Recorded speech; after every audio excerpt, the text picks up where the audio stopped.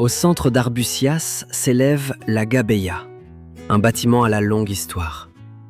Son architecture, sobre et compacte, est caractéristique des édifices civils du XVIIe siècle.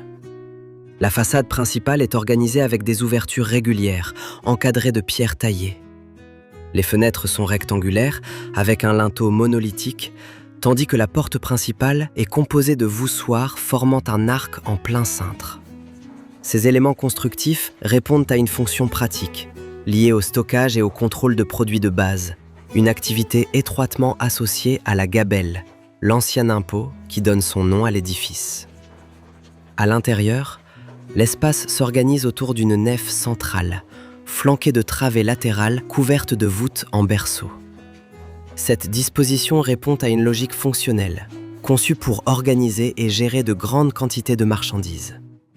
Chaque pièce a une fonction précise dans l'activité quotidienne du bâtiment. Certains usages sont bien connus, tandis que d'autres ne peuvent être déduits qu'à partir de la structure et des éléments conservés. Dans tous les cas, la distribution reflète une organisation rationnelle des espaces et des biens qui y étaient stockés.